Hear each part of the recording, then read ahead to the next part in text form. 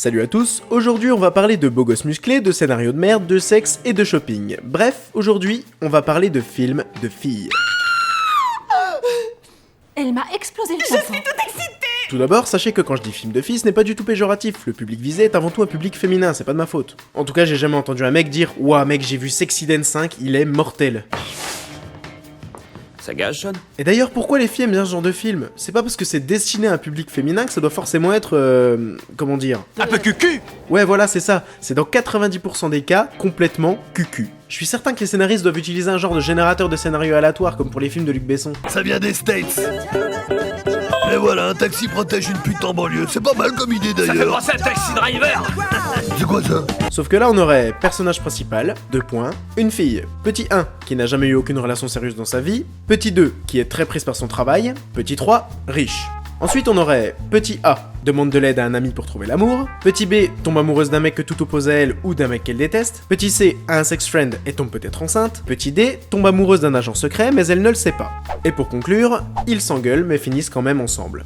Allez, regardez, on fait un test au hasard. Une fille riche tombe amoureuse d'un agent secret mais elle ne le sait pas, ils s'engueulent mais finissent quand même ensemble. Et bim, Kiss and Kill avec Catherine Hegel. Deuxième test, une fille très prise par son travail tombe amoureuse d'un mec qu'elle déteste, ils s'engueulent mais finissent quand même ensemble. Bim, l'abominable vérité avec Catherine Hegel. Encore ? Je vous jure, essayez chez vous, ça marche avec énormément de films. Bon, je préfère vous le dire maintenant, vous avez une chance sur 2 de tomber sur un film avec Catherine Hegel. Je sais pas pourquoi, il doit y avoir un genre de loi qui l'oblige à jouer dans ce genre de film. Bon ok, les scénarios ne sont vraiment pas très recherchés, mais les affiches de films en question sont pas mal non plus. On peut les classer en 3 catégories. Les affiches bisous d'amoureuses sur lumière vive, le couple séparé par quelque chose ou 2 mecs séparés par une fille, et les images multiples. Et ouais, il y a à peu près autant de créativité là-dedans que dans une vidéo de Matt Podcast.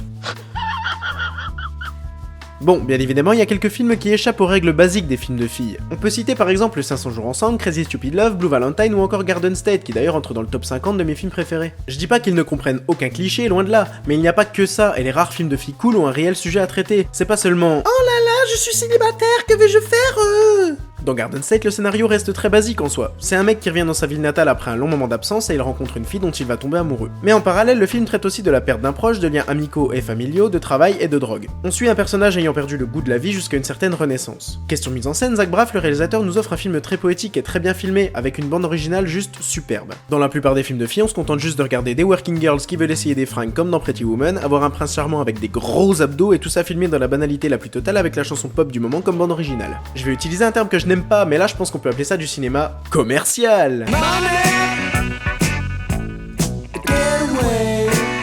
Bon, c'est vrai, il y en a qui essaient de sortir du lot, comme Je te promets par exemple. Je dis pas que c'est bien, hein, loin de là, mais au moins ils ont essayé de faire original. Ça mange pas de pain, ça fait pas de miettes. Et en plus, il y a Alan Grant dedans. Vous avez créé des raptors.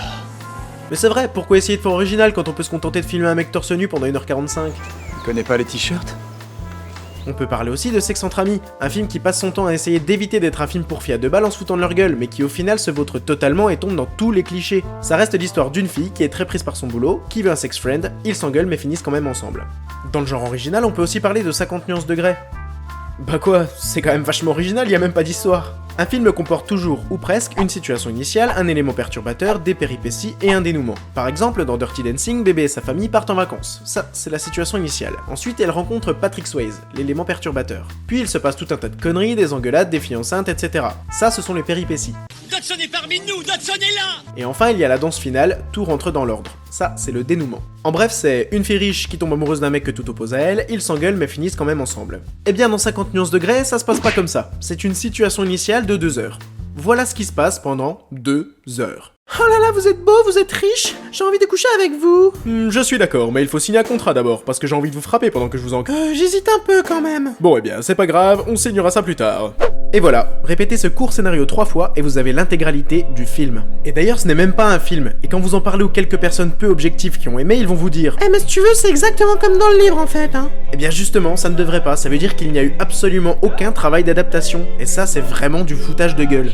Enfin bref, je pense que ces films font beaucoup de mal au cinéma, et je ne comprends pas pourquoi les gens s'obstinent à payer pour aller voir ce genre de merde. Pour moi, c'est comparable à toutes les ignobles merdes de comédie française à la con que les gens vont voir sans même avoir vu une bande-annonce juste parce qu'il y a Kev Adams dedans. Et je pense que c'est pour ça qu'on a de plus en plus de films de merde. Pourquoi essayer de se creuser la tête pour faire un bon film si on peut gagner des millions avec un scénario et une mise en scène pourrie? Il faut impérativement empêcher la naïveté des spectateurs, même des plus jeunes d'entre eux. C'est pas parce qu'on a 15 ans qu'on doit se faire prendre pour des cons en avalant toute la merde que l'on nous vend. Le cinéma, avant d'être un business, est un art, le 7ème art, et il faut tout faire pour qu'il garde cette appellation. Enfin bref, ça m'énerve, donc je préfère arrêter. D'ailleurs, j'arrête tout. Tous les films que j'ai dû regarder pour faire cette vidéo m'ont laissé des plaies qui ne se refermeront jamais. Il faut que je passe à autre chose, que je parte loin, très loin, et que je me trouve un nouveau but dans la vie. Non, tu n'as pas besoin de courir le monde après ton destin comme un cheval sauvage. Ok bébé, t'as raison. Ton étrange réplique m'a convaincu. Alors je vous dis merci d'avoir regardé cette vidéo, j'espère qu'elle vous a plu. Salut!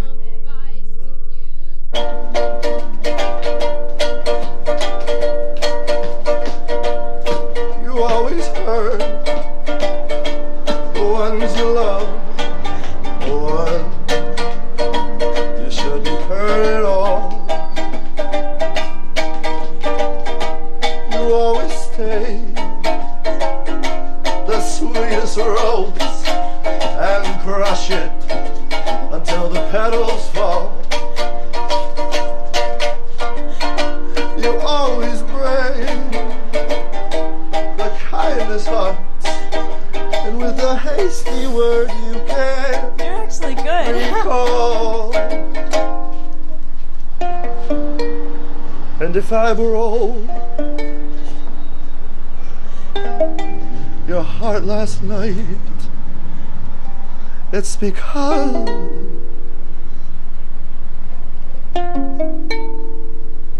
I love you. Whoa.